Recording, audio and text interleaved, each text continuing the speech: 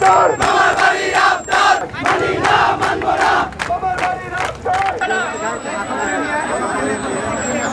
আপনারা সকলে অবগত, সারা বাংলাদেশের মানুষ জানেন আমরা সরকারি পলিটেকনিকের স্টুডেন্ট যারা আছি আমরা কেন মাঠে নেমেছি। গতকাল সিএরি থেকে আমাদের আন্দোলন শুরু হয়েছে। এই আন্দোলনের একটি চাওয়া ক্রাফট ইন্সট্রাক্টরদের যে মামলা হয়েছে এটা রিট বাতিল করা। তো এর সাথে আমরা কিছু আরও দাবি দাওয়া তুলে ধরেছি।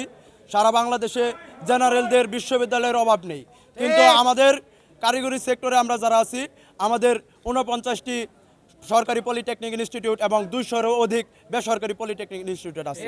তো এগুলাতে লক্ষ লক্ষ শিক্ষার্থী আছে যারা বিএসসি করতে চাই। আমাদের একটা ভার্সিটিতে লড়তে হয়। আমরা যারা সিভিল ডিপার্টমেন্টে আছি 120টা সিটের জন্য আমাদের প্রায় 10-12,000 15,000 20,000-এর অধিক শিক্ষার্থী একটা 120টা সিটের জন্য লড়তে হয়। আমরা চাই এই আন্দোলনের মাধ্যমে বাংলাদেশে যেন আমাদের কারিগরি সেক্টরে আমাদের যাতে বিএসসিটা কমপ্লিট করার জন্য আরও বেশ কয়েকটি এবং কি প্রত্যেকটি বিভাগে যেন একটি করে বিশ্ববিদ্যালয় তৈরি করে দেওয়া হয়, যেন বাংলাদেশের আমরা কারিগরি যারা ছাত্র আছি হাতে কলমের শিক্ষার মাধ্যমে কারিগরি শিক্ষার মাধ্যমে বাংলাদেশকে আরও উন্নত করতে পারি, বাংলাদেশকে বিশ্বের বুকে একটি আধুনিক রাষ্ট্র হিসেবে তুলে ধরতে পারি।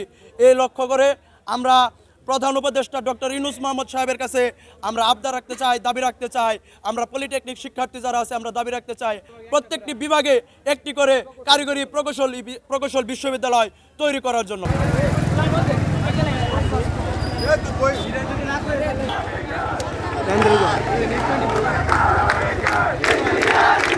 আমরা আজকে যে আন্দোলনে অংশগ্রহণ করেছি এটা হলো আমাদের 2021 সালে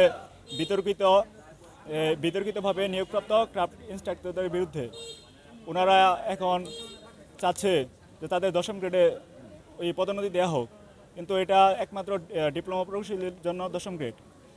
তো আমাদের দাবি যে কারিগরি সেক্টরগুলোতে যাতে ডিপ্লোমা প্রকৌশলী ব্যতীত অনেক জেনারেল স্টুডেন্টরা যাতে এখানে সুযোগ না পায়। ইনস্টিটিউটের ছাত্রছাত্রীরা এসেছিল তাদের কাছে দাবি নিয়ে, তো তাদের কথা আমি শুনলাম। তাদের দাবিটা আমরা স্মারকলিপি দিয়েছে, আমরা সরকারের কাছে পৌঁছাই দেব। সরকার নিশ্চয়ই সব কিছু বিবেচনা করবে।